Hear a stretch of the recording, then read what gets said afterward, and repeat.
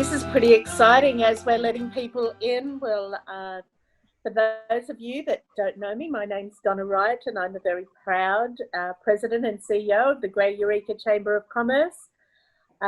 This is probably the shortest time that you're ever going to hear me speak. And I'm just going to have a little bit of a chat with everybody while you're entering the room. And thank you for joining us here at the Chamber of Commerce Mixer, virtual mixer. We've got a great speaker tonight, and we've got our wonderful ambassadors that are here. We've got a few really special announcements, and I'll just keep on chatting away while we're waiting on people to come in.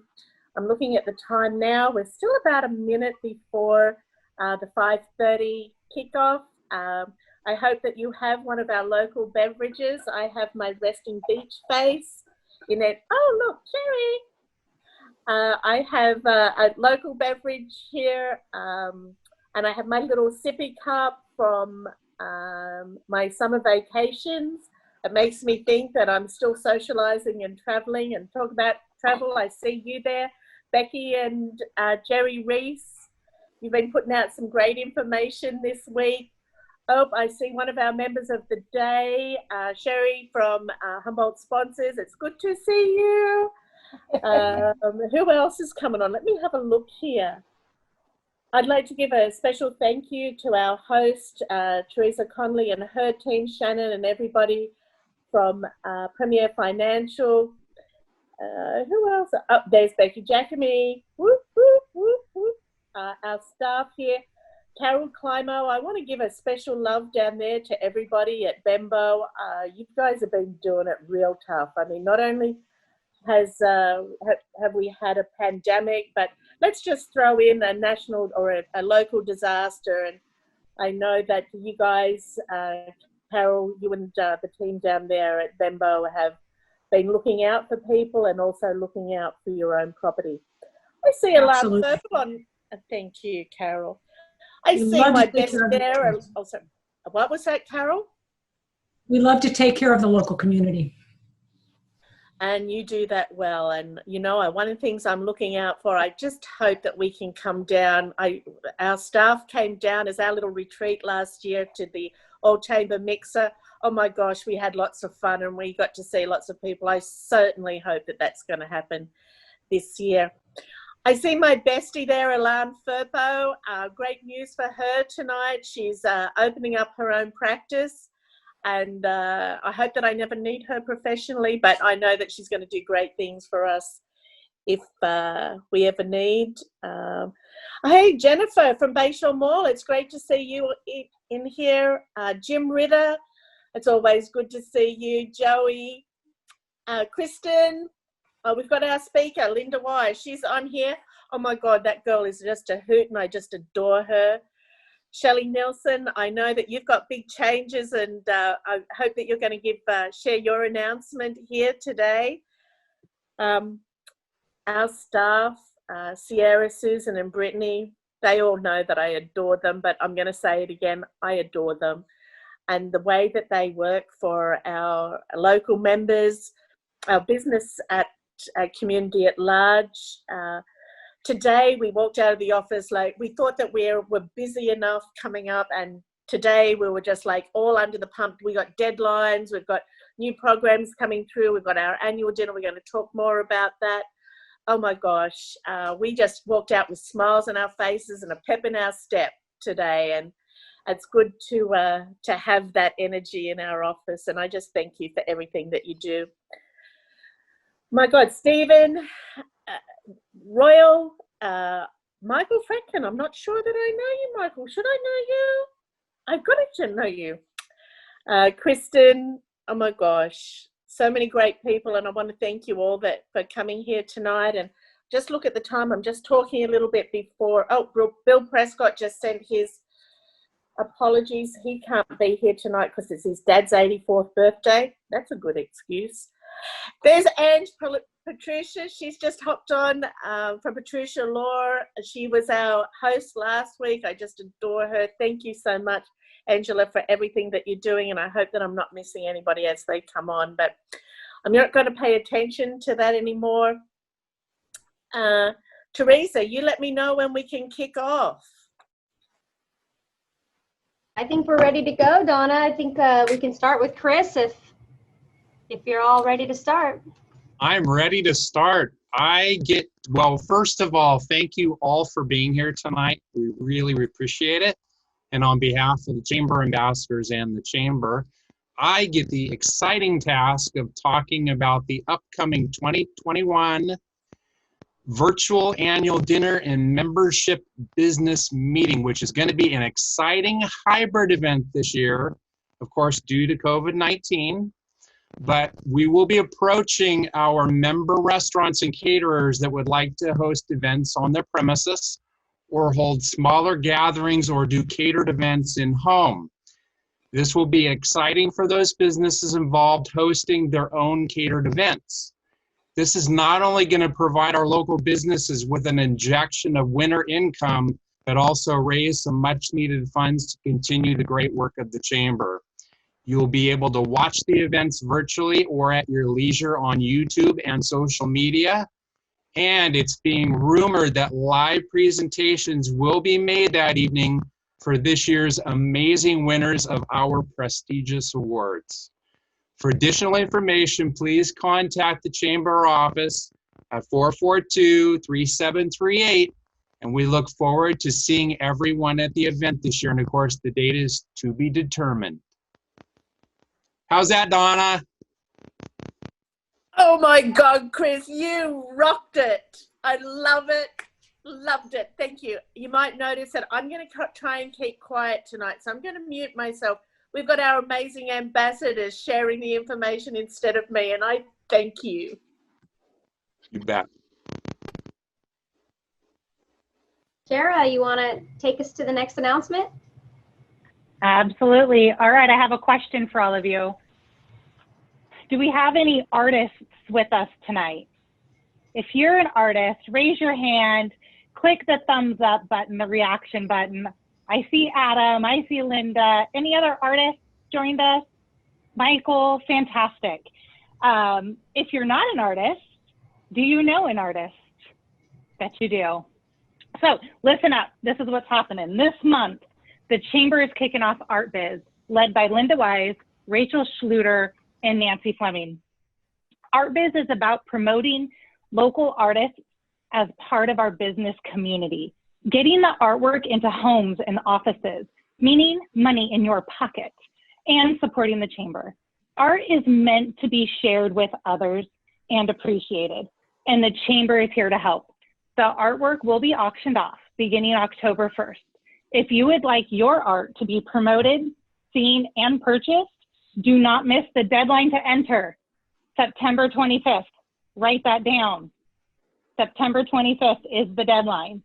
If you know local artists, please share this with them so they have the opportunity as well.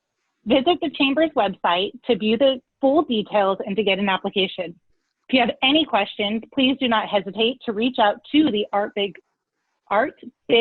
Committee and our amazing team members at the Chamber.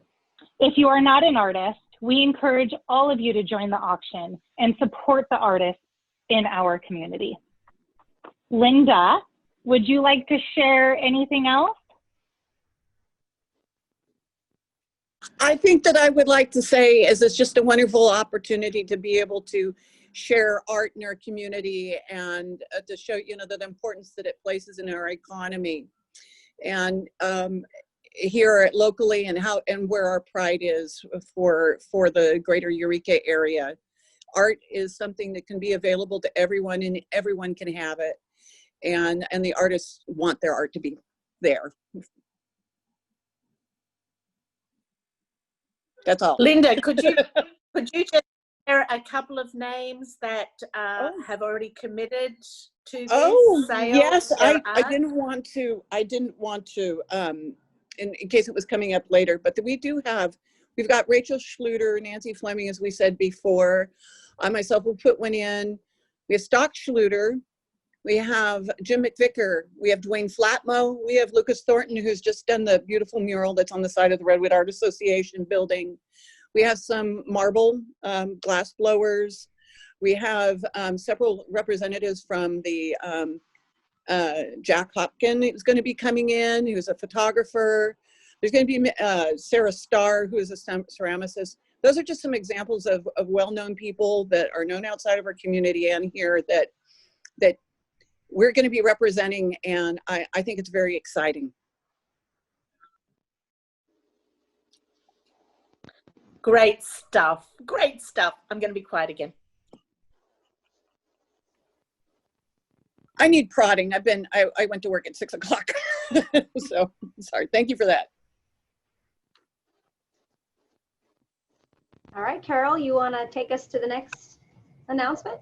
I do. How many of you have seen the Families and Faces Behind the Business campaign that the Chamber put out? That was such a new and different kind of thing for the Chamber. It was pretty spectacular social media campaign, and the businesses sent in information and photos, and it was seen on not just social media, but our news stations and the Times Standard and all over the place. There were a lot of interesting things learned about our member businesses. You know, we're not just business people, we are moms and dads and parents and, you know, all that sort of thing. And it was a new, different way to get to know a little bit more. And I think part of that campaign was really designed to humanize our brand. We're not just this logo, there's a whole story behind that. And we got to see some of that. So what does that have to do with our next membership directory? Like everything else in 2020, it's gonna be different. Our membership directory in the past years has been perfectly serviceable. It gets the job done. It's got the information that you need. But the awesome Families and Faces campaign is going to be the basis for this publication. This is going to be about 60 pages. It's bigger, it's prettier, it's more like a coffee table book. It's not something that people will toss on the floor of their car and then throw it in the trash when it gets detailed. That's pretty exciting for people who are going to participate in that directory. The Times Standard has worked to keep it pretty affordable for people. And between you, me, and the Fence Post, the deadline was yesterday. However, you can still get in. Call your ad rep like right now and leave a message on their voicemail so they call you tomorrow morning. Oh, look at Sierra, she's calling her ad rep. If you don't have an ad rep, just call the office and they will connect to you. This is not the directory to not have an ad. This will set the standard for all the membership directories going forward. And I sent mine off today and I'm pretty excited to see it. If you have questions, call Susan at the Chamber in the morning and, right, Susan? That's okay. Okay, so Susan will answer questions if you have any. The deadline was yesterday, but I've pushed that out. That means that our staff and the people at Times Standard are going to be under pressure, but I don't care. You know, like we're all under pressure right now. So great job, Carol.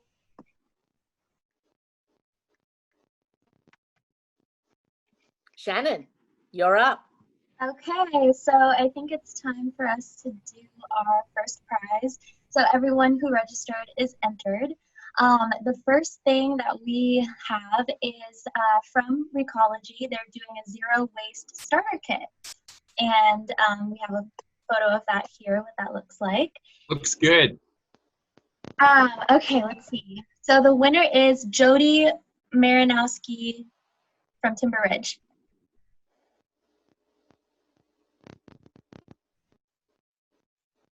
Who I believe is here because I made sure before I said it. I am, yes, thank you. Yay. Yay.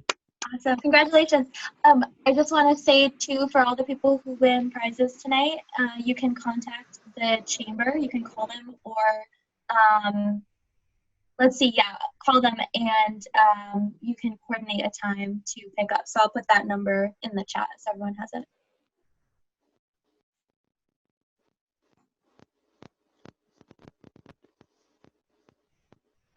All right, Donna, I think that's Oh. you. See, I took this whole I'm trying to be quiet a little too seriously. Again, every month I'm so excited for our community, and again I want to thank our staff, our board and our committees, which includes our volunteers, which are our ambassadors, which are at the face of our chamber, for being able to work so hard to be able to support our community at this time. So yes, again, we have new members, and Bettendorf Trucking have been members from the past. They've come back. That is such a huge compliment, and we just cannot be more thankful. They reached out to us and they said, oh my God, we love what you're doing. We want to be a part of that. So the Key Mortgage Group, I mean, these guys I haven't seen for ages, and what a time to rejoin, and they're just doing great things over there. Boost Mindset, there's some people that we've never known before, and we're going to just get behind them and show them the love and share their businesses. And a special hug to my friend Alan Furpo at Furpo Law. She's setting up her new office right now, so keep an eye out for her and what she's doing. But now I'd like to share with you something that's super special. Our Premier member level is a way that our businesses that have been fortunate to be able to grow, and they have chosen to give back in an extraordinary way financially to be able to support our other businesses grow, in the whole idea that we're rising all ships. And we have an amazing Premier membership group. I can't thank them enough. I want you to go to our website. We've just updated all of our Premier members. They're going to be prominently highlighted in the whole page in their logos, not themselves, in our membership magazine. Our Premier members are promoted at all events. Obviously this year that wasn't there, and they have extra levels of promotional support from us to say thank you for being able to help all of our other businesses grow. So maybe those other businesses in 10 years will be able to do that for the other businesses that are coming through. But I have to share with you that we've had three of our existing members step up this month to our Premier member status, and I'd like to welcome them to that very prestigious and valued and respected and loved club. The first is New Life Service Company at our silver level. They have new owners there, and they are just doing magic things. They've moved their premises. I want you to go in and check what they're doing out. The second one is a beloved sponsor of our original Flex Workspace, and always an emotional and physical support of the Chamber, and that's Premier Financial Group. And one of their owners, Teresa, and all of their ambassadors are here today. And also another beloved business of ours that also supported us during the time that we were seeking support to build Business HQ, and that is Coast Central Credit Union at our platinum level. And Yeah. this is so exciting. Those businesses that are supporting all of our other businesses, they join. I see Cara Clower here, and Leiko is a Premier member as well. I just want to thank you all for what you're doing. Our new members that have coming through, that are growing their businesses, and our Premier members that are there to not only support us, but support their own businesses. And I thank you.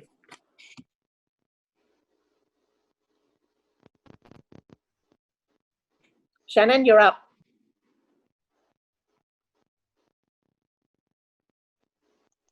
Okay, let's do another prize. This time we have another zero waste starter kit from Recology. But additionally, we have a bottle of Sarcelli Italian red wine. And it looks like the winner for this one is Brian Mistler.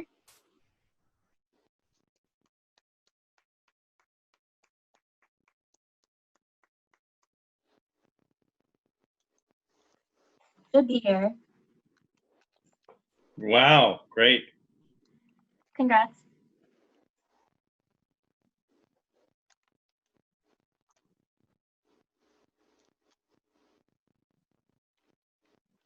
Okay, Dawn, I think it's time to introduce our host. Thank you. I'm taking this muting far too seriously. I would like to introduce our host tonight. She is the leader, the fine leader of garbage out there at Recology. She's my personal friend. She's a great artist. She's got a heart bigger than nobody I know. She is the brainchild behind Artbiz. She is the trashiest lady I know. And she is going to share with us tonight on what they're doing out there at Recology, what they're doing with recycling, and all other great stuff. So to my trashy friend, Linda Wise, I'm going to hand it over to you.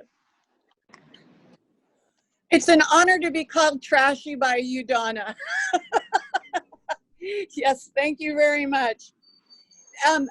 Welcome to the chamber mixer for Recology Humboldt County. Last year we had it around this time out at our Samoa recycling facility plant, and unfortunately I was in the middle of my budget year, and so I wasn't able to make it, and Donna was able to represent me with, you know, her hot pink dress, and, you know, because pretty much anybody who knows me is I'm pretty flamboyant.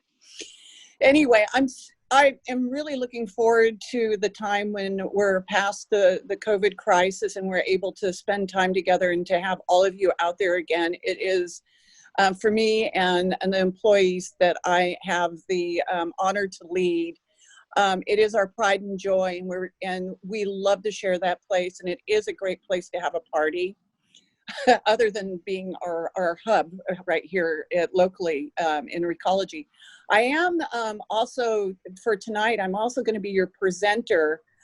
So I'm not going to go on forever about, you know, what Recology is about, and I'm going to hold that back to be part of the presentation. But just basically, Recology, you may see us out there as we are one of the essential workers that are out there, and they have been out there since the beginning of the crisis. And we have continued and will continue to protect the core business that we provide for you, which is key to keeping health and safety out there for our public here in the environment, which is to remove the waste that's generated by our community and do it in a safe way so that others don't have contact with it.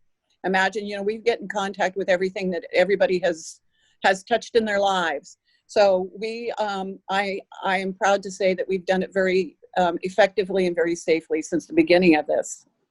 Recology is 100% employee owned. I don't know if everybody knows that. I think that one of the things that I'm proud to say about our company is that from the get-go, since the formation of our company, and we are just this year, actually this Monday, we're going to be 100 years old.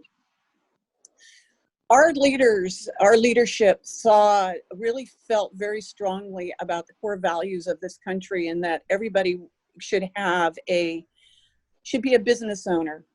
So when we became a little bit larger, we wanted to share the size of our company with the employees that were contributing to our success. So we went into employee ownership. So we're a 100% ESOP. Our employees are the people who own our company. We're the ones that benefit from the actions that we take during the day and what we do out there, which makes us unique to any other, most garbage companies that are out there. We're not publicly traded. Currently, we are an environmental service provider, and we service 40 operations in the state of California and in Oregon and in Washington, serving 140 communities. We have about 6,500 employees total, and we process about 2.8 million tons of people's waste a year. That's an enormous amount of money. I mean, an enormous amount of money that comes in, of course, to do that, but also an enormous amount of material that we generate per year. 600,000 of those tons is recycling. 800,000 tons is in composting. We're starting to take a forefront in making some plastics policies, legislation out there, and I'll be talking about that here very shortly. We are a unique company in that we are interested in waste diversion rather than landfilling or doing something else, with those materials. Locally, we run the operations in Humboldt County, Fortuna, much of the South County area, Eureka, and Arcata. I lead 129 beautiful people who are very skilled workers here. We have a lot of people that are going to be coming from up through our trades program that we have here at the Chamber. They're going to hopefully come to work for us as mechanics and drivers and have good, worthwhile careers, and fruitful careers for themselves and their families. We're running 7 collection contracts that are called franchise agreements. I'm going to talk more about that in a minute.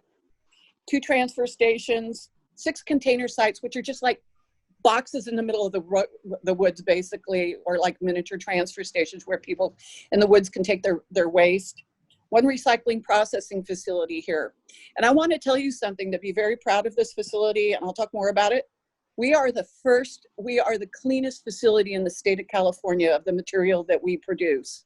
We are generating pretty good revenue off of it, and it's in high demand. But it doesn't pay for everything. But I'll talk more about that in a minute. I'll hand it over to a little video that our local news, our news station here produced. And I have to say, they can say it much better than I do. I did a ride along with Sierra Jenkins when she was with the local news on Channel 3. And she taught me just, the enormous amount of work that goes into distilling the message into a news segment. And one of her colleagues came up and saw me over at the Samoa transfer station. And I think it really speaks to really like what happens at that little facility. So if you can run it, hit it, Sierra.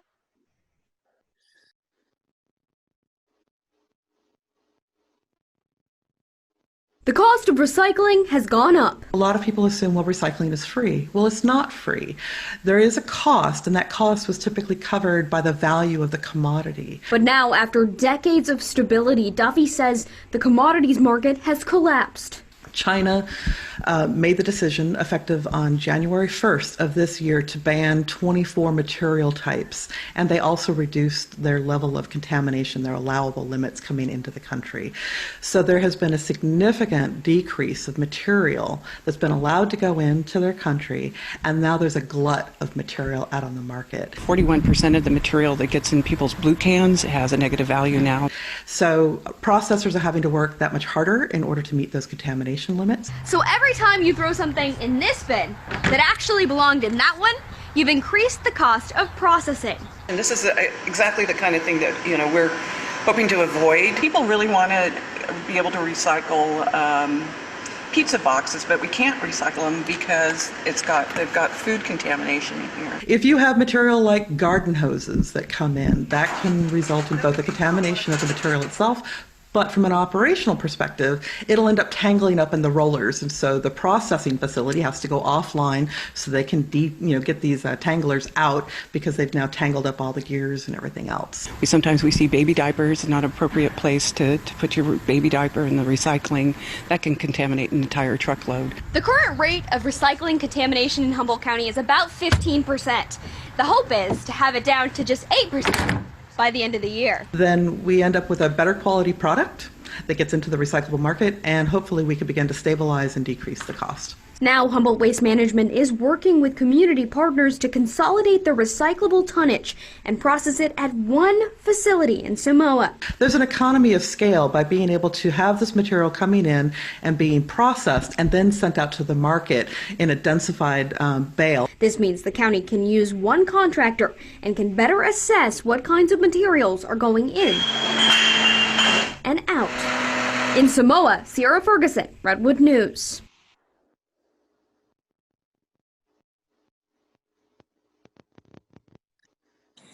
Yay! So this pretty much says what we do out at the Samoa facility. I do have some more to report on that a little bit later, but I'll hold all my punchlines until later to give more of an update until I'm introduced as a speaker.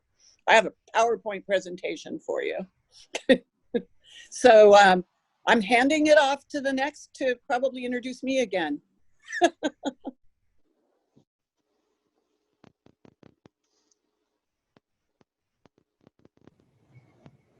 Yeah, Dawn, I think we're going to go ahead and have Linda present now. And then we have. Why don't we mix it up and just give away another prize? Okay. Yes. I like it. There's Shannon. Uh-oh, Shannon might have stepped away. All good plans go unheard. So I would like to introduce our speaker tonight, Linda Wise, the very sophisticated Linda Wise, not that trashy one from Recology. Linda, can you take it away? Certainly. Thank you for that nice introduction, Donna. I do have a PowerPoint presentation for you tonight. I think let's just dive right into it.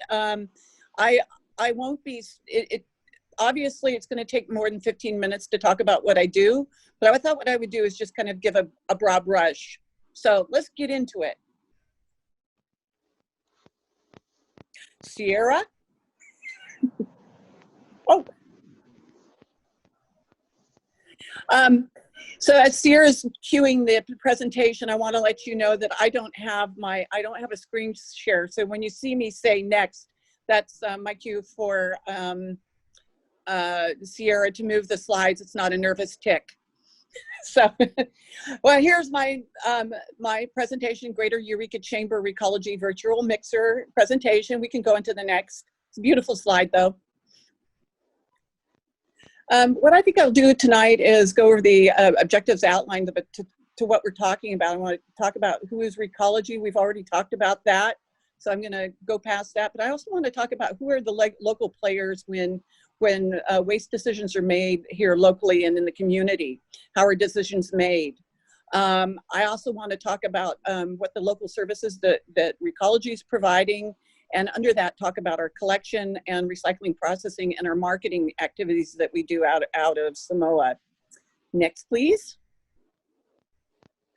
And then I'm going to be talking about related to some of the problems that we have with recycling in the current market, something that came up in the news clip that you saw, that's happening, that's been complicated, and things that we're thinking about locally, and things that we can do as a bigger picture and a more nationally, internationally view of waste and recycling. Let's go on.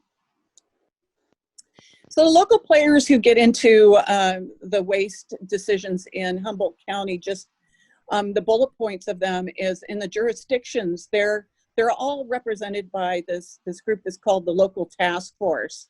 And I'll talk about how that was formed. But basically, those people are representatives by all the cities and county entities who have elected officials in our community here in Humboldt County. They're kind of like the broad overreaching group who makes most of the waste decisions and makes directions in this county. And I'll show you in a minute how that fits together. The other woman that you saw in the video, that's Jill Duffy. She's the executive director of the Humboldt Waste Management Authority. She and I are often confused with one another. She is not affiliated with Recology. She's a next door neighbor. She is actually our landlord over there, where we park our trucks. What they are is they have members that are either Joint Powers Authority that are made up of members from most of the jurisdictions. They call them member agencies, and that's everybody who's an elected body that other than City of Trinidad, who is now coming on, in the City of Fortuna. Their main objective for them is to move waste out of the county and to secure contracts for the transportation and landfill of materials out of this county. They're also responsible for the closure of the Cummins Road landfill, which was the landfill that used to be in Humboldt County that's now closed. They also do a couple of other activities if they are directed through the local task force and voted to put out these kind of activities. So you see things like the hazardous waste collection site, or recycling collection, or the mattress collection. The other players are mainly the other collection companies in this county is Humboldt Sanitation. They're in McKinleyville. They're a private company that's just to the north, and Recology. we pretty much do contracted services through and the transfer station services for the collection of the materials in our county. I have a little block thing that I made myself in the next slide that kind of shows how things are put together. Oh, past that, I already did that. Okay, here's the block slide. So you see the big blue box? The local task force was formed because there was a passage of legislation, maybe about 30 or 40 years ago, that was called AB 939. Some of you may remember the 50% diversion requirements that the state of California put into effect, that all of our communities had to achieve this goal. The state, as part of that, they mandated that in our communities. And if they didn't make it, then they had to take steps to get there. So what happened is it also formed this local task force, and they had to look through the community to find what kind of services that they had there locally and to form these services so that they could achieve these goals. As a result, the city and counties had to go back and start enacting ordinances such as what people used to call the universal garbage service, which is just the pretty way of saying mandatory garbage, so that they could meet that goal, mandatory garbage recycling and curbside green waste collection. That's where the origin of those ordinances came from, was AB 939 and the local task force working toward meeting that 50% goal. And what they do is they came to the collection companies like ourselves in Humboldt Sanitation and said, hey, we need an agreement to get all the infrastructure together to do this collection activities and to get them out there so that we can meet our goals. And that's how those franchise agreements happen. And that's the reason why Recology is the only operator in these areas. I know a lot of times people call it a monopoly, but it's actually a franchise agreement that we did bid on and won, just like somebody who would bid on repaving the highway. The Humboldt Waste Management Authority under that, so as I said before, they're made up of all kinds of entities, and what they're supposed to do is solid waste removal from the county and other programs if they're directed by the local task force. So I hope that kind of clears up our relationships with each other. I already talked about some of the stuff that we do, but mainly for our franchise collection materials is we do garbage, recycling, bulky item pickup, which is when you can call it just twice a year to have those big items pick up that you have difficulty moving yourselves within the areas that contract for that. And we also service the city cans a couple of times a week in some of our communities that's prescribed by our contracts, the frequency that we do that. And we also offer a voluntary green waste collection program in the area that kind of address our organics needs here. And here is something that I know that a lot of people aren't aware of, is that I frequently get asked is, how come you don't do more outreach? Well, part of our collection contracts does not have what goes into our rates is within the four corners of our contracts where our collection agreements. And the outreach has not been something where there's rate recovery here currently. I know it's looking like there might be some changes, but what does go into the rates are CPI, cost of living increase, and pass-throughs. So just to give you an idea how much it costs to move garbage per ton out of this area, it's $129. If you were to go to the transfer station yourself, you'd pay $181. So franchise agreements we get a cut rate. We're paying $95.24 for recycling processing. And we are only able to really make those changes one time a year, and they can become effective every July if there are changes to make. So there isn't a lot of availability for us to be able to adjust our prices if we are affected by, like fuel prices or changes in commodity markets. We can go to the next slide. So one of the things that we do is we do recycling processing, and we started that September 5th, 2018. We can go to the next slide. I'll go through it really fast. And what we've done is our incoming material is we bring in HWMA, which is that other agency, the JPA. We've taken about 1,300 tons of material and market it a year for those member agencies. And we also take in some other material from other areas outside of that. Belknap County is one. They're very expensive to build, so they're using ours, and other Humboldt County areas. Oregon, their laws are different than the state of California, and with the crash of the recycling markets, their laws said that they can landfill the recycling if it costs more to recycle it than it does to landfill it. The city of Ashland elected to bring their material to us instead and have it marketed, and they're paying for it. Incoming recycling really is affected by two things: the markets and the quality of the material. So we can go in and talk more about that. As Jill alluded to in the TV snippet, that there was something that happened in 2017. Most of our material was going to China from the United States prior to 2017. And it was about 30 or 40% contaminated with garbage. We were basically marginalizing that country by sending our garbage to them and saving ourselves a lot of money by doing that in shipping. They said, I have enough. We've had enough. And so they put us on notice and they said, we're banning you. And we're going to put strict standards on the recycling that we're allowed to come in.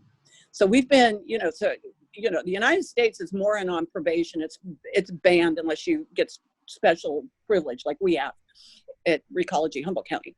Anyway, so pretty much there's very low contamination thresholds, 0.5% of paper or that's, paper and cardboard that can have contamination. I'll go on to the next one. I'll show you what that did. So again, I talked to what the value of the blue bin is what that effect is that it's brought the value of the material coming into our facility is a negative value, but we're still recycling it regardless of that. Next, please.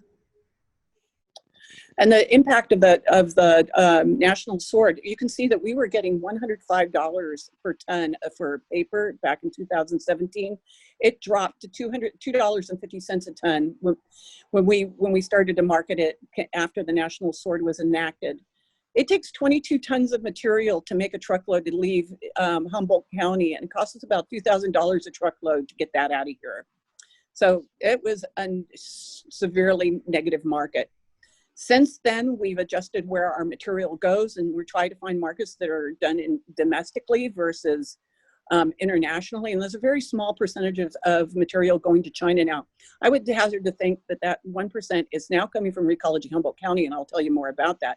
But we've had to shift to other areas. But they're also enacting stricter standards as well. Let's go next slide. So this is just a couple of little bullet points about that just says the same thing I just said. But India and many of the East Asian countries, they're also looking to don't bring your garbage to me now that you can't take it to China. So they're enacting those too. But one of the big problems is plastic packaging is out of control. And so it makes me very happy to give you guys zero waste starter kits.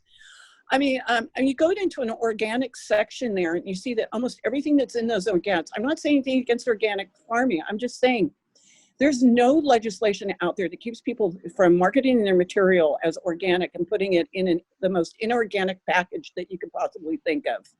It's just gotten out of control. And there's no legislation that ever talks about, the responsibility of proper marking of recyclability of these materials either. So it's caused a big problem.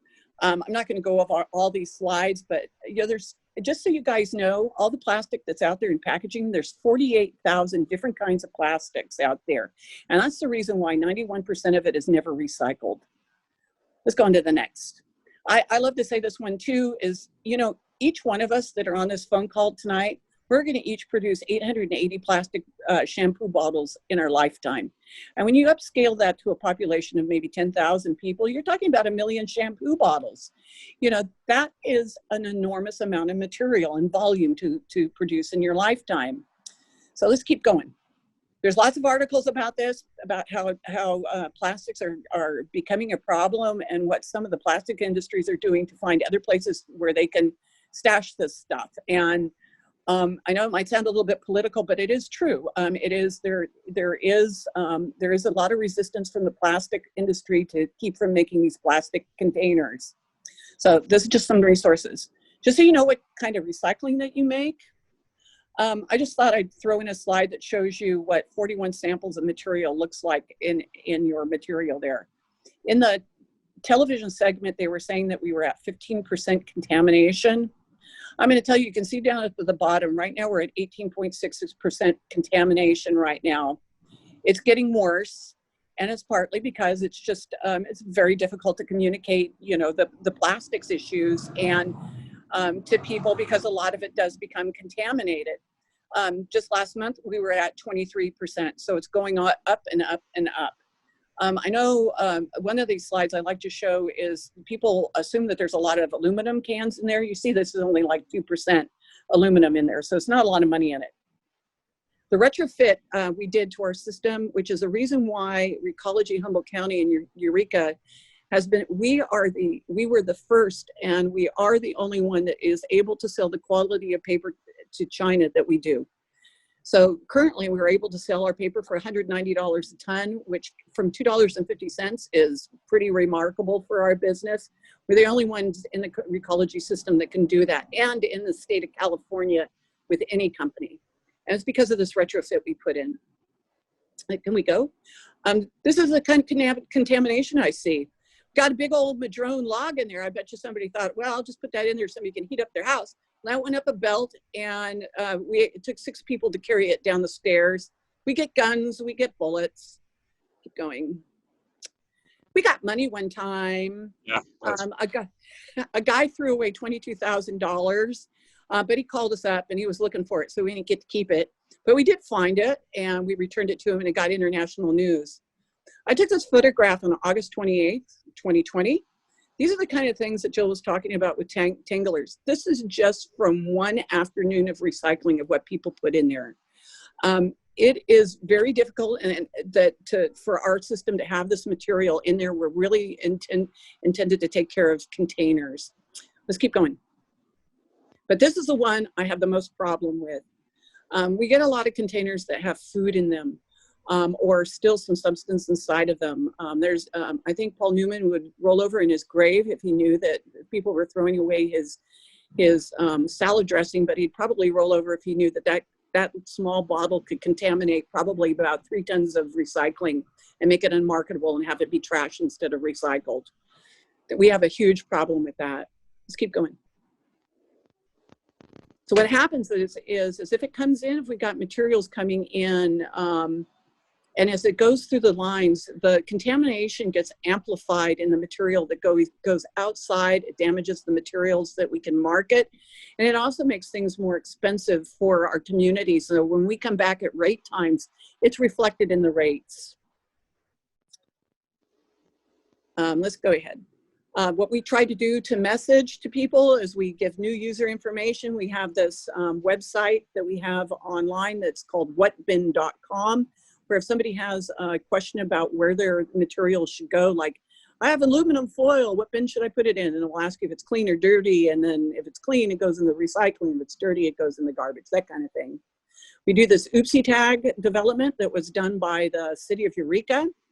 I didn't provide an example in the packet, it was too small, but the city of Eureka did a beautiful job, a graphics program of doing this oopsie tag communication system so that we can communicate to our customers. There's a mistake made, give them a chance to clean it out. But our general message is that we want things to be clean, dry, empty, no bagged recycling, no loose plastic bags. One tip, if you get plastic bags, please tie them in the knot before you put them in the garbage, because that way, that's how we keep them from becoming airborne and getting into the stormwater. No textiles. We do see a lot of socks and clothing in there, and no styrofoam. If we could just do those few things, we'd be golden. You're going to be starting to see these new lids coming out on your recycling cans. That is not a sticker. It is actually embossed in your cans, and we're replacing them as we replace the cans. We have a regular replacement schedule. We probably will take us a couple of years before we get everybody pulled in. We want to keep the cost controlled, so we're not doing them all at once. Okay, Donna, no more socks. So what more can be done?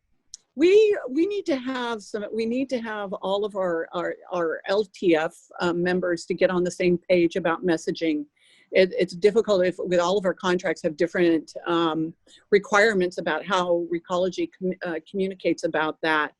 And I think one of the key messages that we can all get behind is to get back to the zero waste message and not creating waste ourselves, and being mindful when we're as consumers to make choices based on how much we need and what kind of container they come in. And we're also going to be working with our city members to help support us with some procedures on the problem addresses where we're seeing a lot of contamination. So their lack of care is not hurting the other people's recycling that they've put a lot of energy into making nice. We want to develop more resources that are consistent, but we don't know who's going to pay for it and how it's going to be funded next.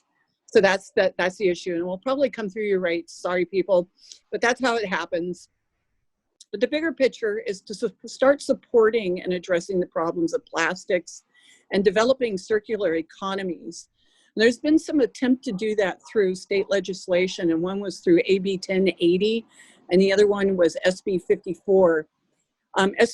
Both of them lost by very small margins when they took their recess at the end of August. And what that was is it was to support is to create funding mechanisms and not just unfunded funding mechanisms, but an internal structure so that there could be a circular economy developed in the state of California where businesses could be developed that take care of their own recycling, and that there would be more responsibility placed on the containers manufacturers about whether or not something is actually recyclable or not. They lost by 4 votes, which was very sad. But Recology, we're coming back at them. We actually put in $3.2 million to go out on a signature collection mission to get that same bill put on the ballot. So we're not getting knocked down from this. We're putting it on the ballot and trying to inform our citizens so that they know that this is something that's going to be important for them to vote on come 2022. It would have been on this year's ballot, except as you guys know, there's a lot of distraction. So we thought that it really would have lost its message if we had put it in this year. So it's being held off until 2022. Next. I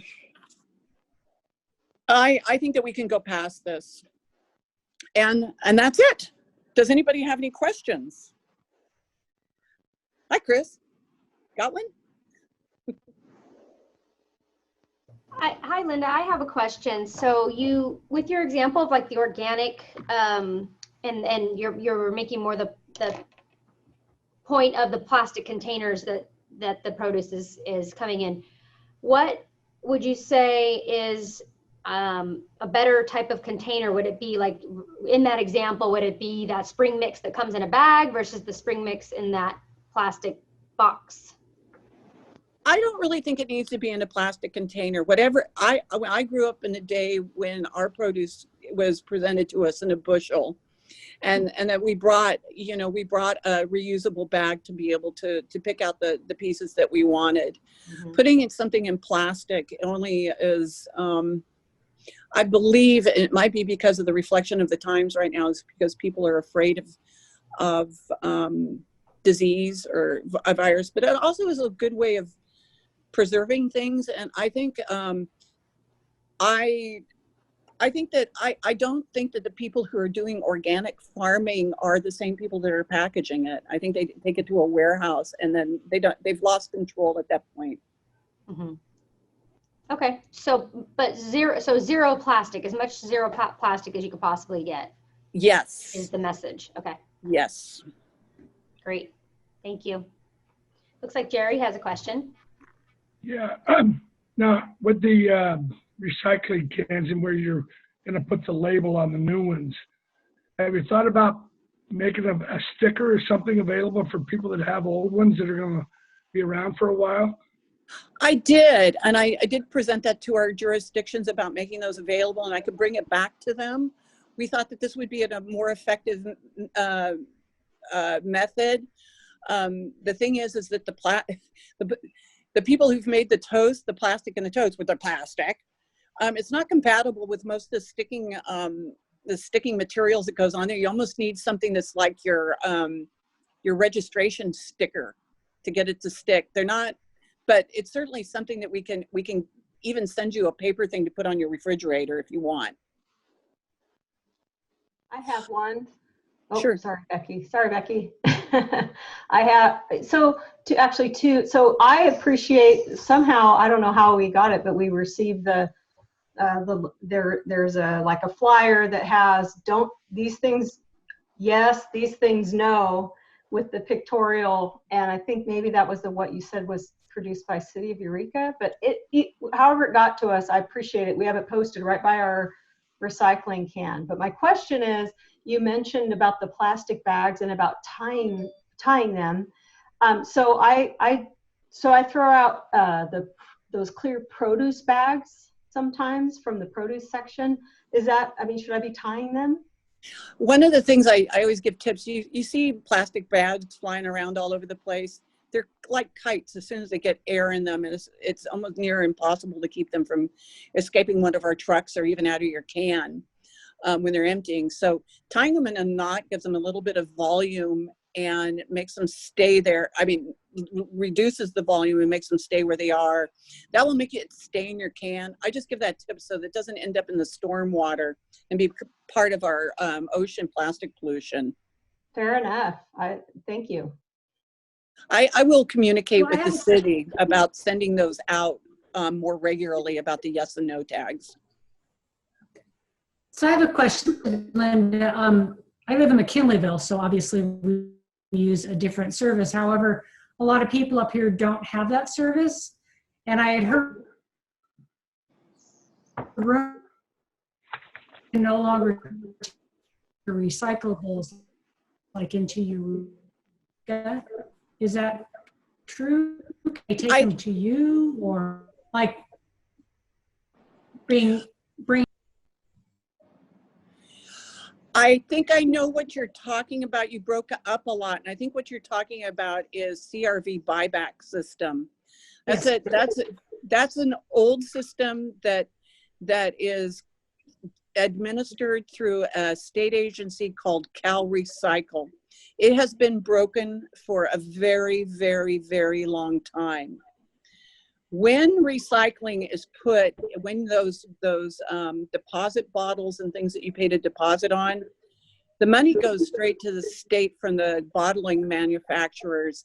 It doesn't go into our pocket. So oftentimes we're loaning the system that nickel and dime for several months before we get it back. And we've been finding ourselves in the red for a very long time, even before COVID. The responsibility to get that nickel to you lays with Cal Recycle. And so what's happened with COVID is that, because I spoke earlier, is that as garbage collection businesses, the thing that we want to preserve the most is the health and safety of the core business that we do for essential work with picking up garbage and recycling from the curbside. And there just is no good way of providing a CRV buyback when we were already in the red and doing it safely out there at these sites. You saw what happened in the news with the Humboldt Waste Management Authority putting theirs in. It made the opening of the burger place, it equaled that. So they're very difficult to run and they're very expensive. I'll tell you, I ran the numbers for the Fortuna transfer station just for July 2019. Before we paid our employees, we were already in the red by $5,100 a month. It is already subsidized and by your garbage rates. But if an individual takes that CRV material and puts it in their blue can at the curbside, if it goes through the Recology system over there, we don't pocket the money for that. We put that toward recycling processing. So I think I said earlier that you're paying about $90 a ton for recycling processing. When you take a can over to Humboldt Waste Management Authority, for every ton that's processed through there a year, you're paying about $700 a ton for that. Same thing to employ people there to do it. It has been a money loser for a long time. That stuff is getting recycled. It's just they're not providing the buyback center at these places any longer. Okay. Thank you. Long answer, huh? Excellent answer. Yeah. Just real quick, thank you, Linda. Every time you speak, I learn something new, and I'm getting better at my recycling.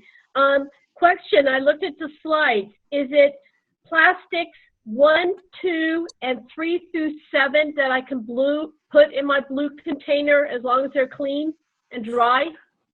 You go ahead and put 1 through 7 in there, as long as it's clean and dry. There's like, it's sort of like a zip code, and there's like hundreds of different plastics underneath that. You'll never get it, which ones are recyclable and which aren't. And so we'll make that selection when we're at the processing line. It's too much for the average person to look at. Okay, yeah, because if it doesn't have a number on it, I just throw it away. It's garbage. Yeah, okay, no number, but I'll put my 1 through 7. Thank you. I had kind of a follow-up question on that about clean and dry. When I hear clean and dry, it makes me think like soap and water clean. No. Okay. We don't want, we just don't want any, yogurt dripping out, half-eaten yogurt things and squishing all over the place. Okay. That's what we want. Excellent. Okay, thank you. Because I started to get concerned that it won't be clean enough or dry enough. No. Okay. Do the best you can. Awesome. Any other questions for Linda before we move to the next? You cut out, what was the example you just used? Yogurt, like half-eaten little thing of yogurt. Oh, okay. It'll slurp all over the place. Mm-hmm. Yeah. I will ask another question. You might have really covered it, but just to kind of make it really clear to us, what is the biggest error that people are making within their recycling? I think it's the thing about the clean and dry and bagging it. One of the things that happens is that if we can't see through the bag, we don't know what it is. And if we pull a black bag open, like the black garbage bags, excuse me, because I know it's around dinner time, but somebody will open it and it might have kitty litter in there or something. Mm-hmm. And then it gets all over everything. So we won't open a black bag to see what's in it. Okay, so in the blue can, recycling should be clean and dry and not bagged. Right, loose. Loose, okay. I have a quick question. It's Sure. about the green waste, not so much recycling, but is the green waste yard clippings only, or is that more composting? I have a compost bin at home for like fruit leftovers and whatnot. Is that acceptable for the green waste bin? Unfortunately, we don't have a facility that can take something that's like what they call as post-consumer organics. And so even if you have apples that have fallen off the trees, technically we're not supposed to take it. It's supposed to be stuff like, you're trimming off your tree or whatever, and your grass clippings and that kind of stuff that goes in there, and things like that. The facility where we take it can't take food. They'll get in trouble. Okay, thank you.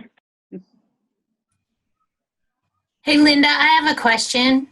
Sure. You know the taking the bags to Winco and recycling the thin bags at Winco, and then I heard that they go to Walmart. Are those getting recycled? Do you know? Well, they don't come to us, but I'll tell you what their intention is they do when they bring their product up here. What they do is a lot of these places will have their own balers, and they'll bale it and they'll send it back in a backhaul in these same trucks to bring their product up to them. Their intention is to use those kind of film plastics in products like Trex. This is Linda Wise speaking. I don't hold with Trex. or construction materials made out of post-consumer plastics, because I think that's the reason why that we're finding microplastics into the environment. And so all it does is it just encases something that shouldn't have been made in the first place, and leaves it out there and just gives excuses for people to start using more plastic. But I'm sure the company wouldn't hate me for saying that, but that was Linda Wise saying that. But that's what happens to those plastic bags. Okay, thank you. Wonderful. We just got a great message in the chat from Gerald Carter about, growing up pre-manufacturing of plastic materials, no baggies, no bags for produce in the store. Sandwiches were wrapped in wax paper, paper lunch bags. That's awesome. Thank you for sharing that. It's true, to bring us back to different, less wasteful times. And Good all right. old days. The good old days, yes. As a parent, toys is horrible. The packaging is just insane, like you said. It's overkill, and it's not just the plastic packaging that you can't even get into. You practically have to take a jackhammer to it to open it. But there's also plastic little grommets and all kinds of junk. So Choking hazards too, yeah. How many of us have ended up with cut fingers trying to get into packaging from things at Costco? Interesting, doing highway cleanups, you end up picking up very few things, but you pick up a lot of things that things were in. I mean, you pick up bags and cups and packaging, and all the garbage is stuff that held things, not actual things. Let me have some pizza. Oh, sorry. Not a minute. Donna having pizza? Announcement. I didn't realize I wasn't on news. I'm saying if he'll bring me over some pizza. We have Shenanigans Pizza tonight. If you have not been there, OMG. I'm going to shut up now. It is the best. Don't throw the box in the recycling. Yeah. Yes, you can't put that box in the recycling. That's so sad, but I get it. It's contaminated. Yeah. Okay, awesome. Well, thank you so much, Linda. What a wonderful presentation. I hadn't heard you speak before in this capacity, and I got to learn a lot. So thank you. Well, don't have me over for dinner. Hey, I can't stop. Teresa, can I just, oh, sorry, Linda. I just thought about this. I hadn't thought about it before, but these mixers are being recorded and they are being uploaded to the YouTube channel. So I think another thing that we can all do to help is to share Linda's message, share this resource. So when it is uploaded to YouTube, you can fast forward to Linda and then stop it after Linda's done. They don't have to watch the whole thing. But I have two teens in high school who are very passionate about the world, but they are so lazy when it comes to recycling. And I'm constantly getting frustrated about the compost, the recycling. So I think it would be beneficial for them to hear it from Linda rather than from Mom. So don't forget to go to the YouTube channel, share the video, share Linda's words, and that could also make an impact. That's a great suggestion. I would very much appreciate that.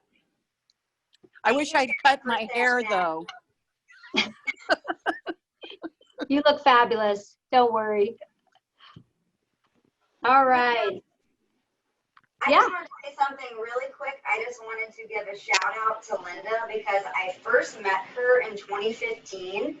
She was the GM of Recology when I worked for News Channel 3. And she was putting out the message about recycling before the whole China ban and all that even came into effect. She was putting the education out there, putting herself out there, really trying to educate the community. When I worked for Lost Coast Outpost, I interviewed her there. When I worked for Eureka, I interviewed her several times. She always helped us. Eureka is the environmental program at Eureka Community Services. But Linda, she doesn't just put the information in or online or just send it out in a newsletter. She does interviews. She is all over the place trying to get the message out there all the time. And still, I see this as 5 years later, and still, people still aren't clear on what the best recycling methods are. But Linda, you're awesome, and you're always out there doing such a great job trying to get the message across. So Thank you very much. It's sweet. Yeah, thank you for all everybody's comments too.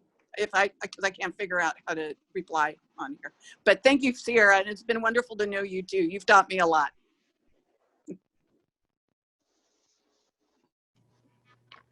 Thank you. All right, Shannon, you want to do another business card drawing before we do our 30-second business promotions? Yeah, I'll go ahead and I'll draw for the rest of the prizes for the evening. So the next one that we have is another zero waste starter kit. This time you get a bottle of Bryceland Vineyard Chardonnay. And the winner for this one is going to be Jennifer Sherman. You're awesome, Jennifer. Jennifer has uniquely plastic. She makes really neat plastic buttons out of recycled plastic. That's awesome. Thank you so much. Next up, we have a fourth and final zero waste starter kit from Recology. This one is also with a bottle of the Bryceland Vineyard Chardonnay. And the winner of this one is Fatima Zinzelmeyer. Yay, Fatima! Woohoo! Awesome. Thank you so much. Great information tonight. Love it. Okay, now we have a gift basket donated from Claudia Johnson of Assorted Gifts. And the winner for this one is Idia Yasemi. I want to give a shout out to Claudia. Claudia is one of our individual members. She's been with her for so long. She just puts a smile on my face every time I see her. So Claudia, thank you for your donation. And I would like us just to all wish Shami here a happy 18th birthday. Yay, Shami! Can you believe that? My little dog that came from Australia, and you might know her as our office dog, but thank you, Claudia, I love you. Awesome. Okay, next up we have, sorry, just 1 second.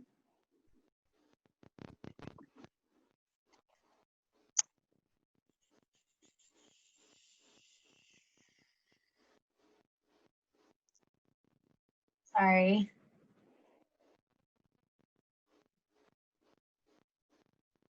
Okay, this one is a gift basket donated from Coast Central. And I quote, it's full of chocolate, chocolate, chocolate, and a blanket. Yay! Okay, let's see. This one is Carol Crossley. Yay, Carol!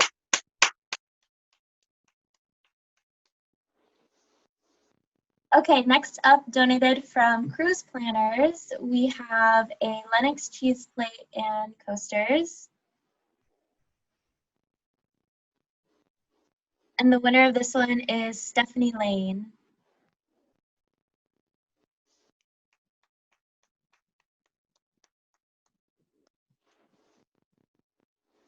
Should be here. I'm here. Woohoo! Thank you. Okay, next up we have donated from Humboldt State University Alumni Relations an HSU sweatshirt, size medium, plus an HSU branded Dick Taylor chocolate. For this one, you're gonna want to email Susan with the chamber, and she'll pass your information to HSU and they'll send it to you directly. So the winner from this one is Claudia Johnson. Yay, Claudia!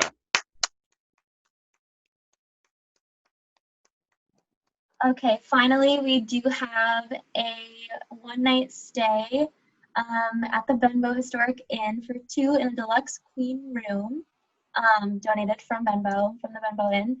And the winner for this one is Kristen Blair. Yay, Kristen! Woohoo! Thank you. Wow. Congratulations, that's all the prizes. Wow. Thank you, Shannon. Congrats, everyone. All right, Becky and Jerry, you want to go ahead and get us kicked off with the 30-second business promotions? So anyone that wants to make a 30-second announcement, promote something either in your business or your personal, I already have a hand raised. Yay! So Jennifer from Bayshore Mall, you want to go ahead and start? Yes, sorry, I had too many screens. I couldn't figure out where my mute button was. So even though due to COVID, unfortunately, my favorite day of the year, we're not going to be able to promote trick-or-treating at the mall for Halloween. Halloween is not canceled. Spirit Halloween came into the old Sears building, as well as we've got other retailers that do Halloween costumes. So again, we're disappointed not to be able to host trick-or-treating like we always do, but Halloween's not canceled. So, you know, there's other things you can do to celebrate Halloween.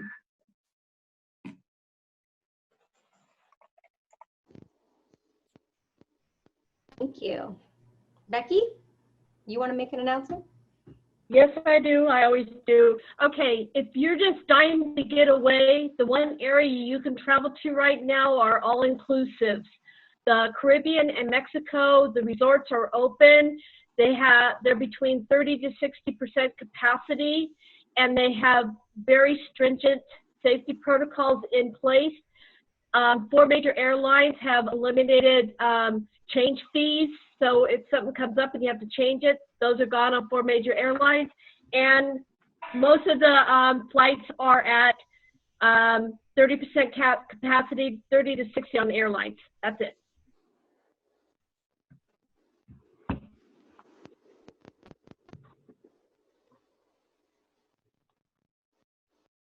John from the blood bank, I saw you had your hand up.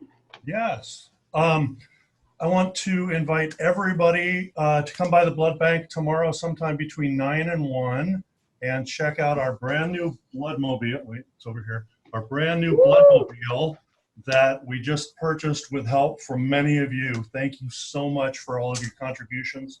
We're so excited about this. And actually, I should also mention that that's our ad for the chamber directory. So between 9 and 1, we're giving tours of the new bloodmobile.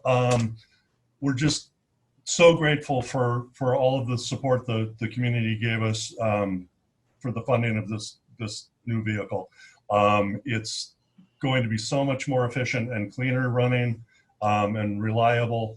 And so thank all of you for your contributions and your love over the years. 9 to 1 tomorrow at the blood bank. Come on by. Thanks, John. Stephanie Lane, you had your hand up? Yeah, I was just gonna spread a little cheer after our tough week of really terrible air quality here in Humboldt, and HSU just put up a bunch of new Zoom backgrounds, like the one that's behind me with gorgeous pictures of where we live, and we are so fortunate to live where we live. And also a set of these new Zoom backgrounds are, they celebrate the relationship between HSU and CR that is getting stronger and stronger by the minute. And I know that this chamber has really supported that connection between President Flamer and President Jackson. So if you want to, I'll put the link to all these beautiful Zoom backgrounds in the chat, and you guys can feel free to download all those and support Humboldt and CR sometimes in your business meetings. That's awesome. Thank you, Stephanie. Adam Bones, would you like to have... Sure. It's Bonez. My name's Adam Bonez. Bonez, thank you. Pleasure to be here with everybody. I started Boost Mindset to empower entrepreneurs, business owners, creatives, and leaders to find their authentic voice and lead with purpose. And what I've found is that in this era that we're living in, we no longer have to subscribe to the old philosophy that we have to undergo struggle and sacrifice in order to gain achievement. Instead, I help people connect with their authentic voice, their purpose, their passion. And I really help empower people to live that vision, to turn their passion into their business. And it's just a pleasure to be here and meet everybody, and thank you for having me. Adam, I welcome you. Donna here from CEO at the Chamber. I welcome you to our broad community. It's an amazing community. You just spoke to my heart. If you love what you do, you'll never work a day in your life. So thank you for bringing that to us, and please share with us, our community, what you do so that we can share it as well. So thank you for being a new member. Thank you for sharing what you do, and great stuff.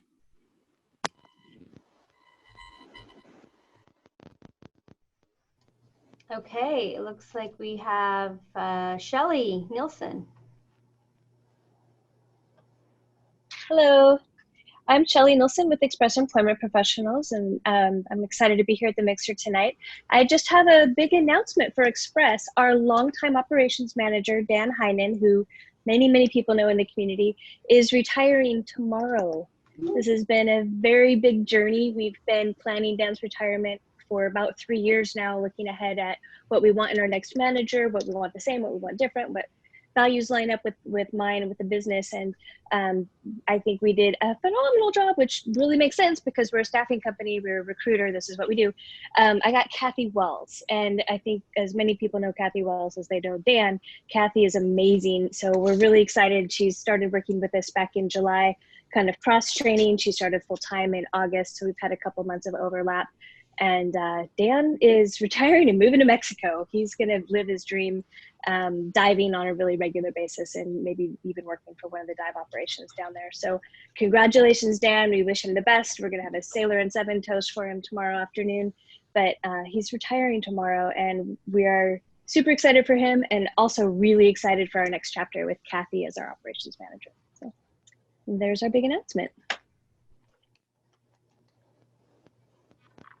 That's great. Congrats. Yeah. Anyone else want to? Oh. You know, I might just sneak something in here. For those of you that would like to recruit what we're doing here at the Chamber, we have our new member discount. You might know that we're here. We have made a concerted effort to support our local businesses. Those that haven't been engaged with the Chamber, that don't know what we do, they don't know how we can support, advocate, promote, be a catalyst, convener, and champion for them. If you would like to share with them, we have our new member discount. For new members, if you join now, you will be able to get the rest of the year at no cost, and includes all of next year. So if you could share the word, you, our ambassadors and our members are our best advocates. The more we can do together is the more of the programs that we can do together. So boom. Awesome, Donna, thank you. Looks like we have one more. Brittany, would you like to share? Oh, and Jennifer. Donna actually took one of the things I was gonna bring up, but I would like to say something on behalf of Real Property Management. We have a special promo going on for referrals. That's $200 bonus. That's $100 for you referring somebody that you want us to take care of and take care of their rentals. And then $100 to them so that we can build this relationship and take care of their properties for them, and also take care of you in the process as a thank you for referring us this bonus, referring us that business. And this bonus is just as a big appreciation and thank you for voting us best property manager, not just through the Time Standard, but also through the North Coast Journal. So thank you so much. That's $200 bonus. If you want to learn more, you can visit best.rpm101.com, and I'll put that link in the chat. Oh man, you just made me think our voting is coming up for the Eureka Chamber. So keep an eye out for what we're sending out for ours. Very prestigious. We only have 6 or 7 awards each year. Just imagine, Brittany, if Real Property Management could take out the trifecta. Boom, boom. Watch out, you guys. Awesome. And Jennifer Sherman, did you want to go? Yes, I do. I just wanted to say that I was at the blood bank the other day. I saw the new blood mobile. It was awesome. The blood bank is also a big collector of type 5 plastics that I use. And I sure appreciate that, like I appreciate Linda. And I just wanted to say that Plastic Uniquely Recycled is still alive and well. And if you purchase this little turtle online, 10% goes to Zero Waste Humboldt. Thank you. Awesome. Thank you, Jennifer. All right, looks like we've got everyone who wanted to that spoke. Donna, do you want to go ahead and give us some closing remarks? I've curbed my tongue tonight. I love that new format that we used. I want to go with that more often. We have such talented and dedicated people in our community, even more so in the chamber. I want to thank everybody that stepped in tonight to take away my words from me. If I had have had that, Becky, I would have even got a higher mark for my... So I want to thank you all. I want to thank our ambassadors. I want to thank our staff. I want to thank you, Teresa, for hosting, for sharing what we do here and facilitating this. I want to thank our host, Linda Wise. I think all of you know that she is not only the head of Recology on our board, head of our arts committee, but she's a dear friend to not just me, but most of you here. You don't know her, get to know her. And I want to thank you all for tonight, and be safe, be well, be happy, be kind to yourself, give back to our community, support local. If you don't, I'm going to come out and I'm going to go kangaroo on you.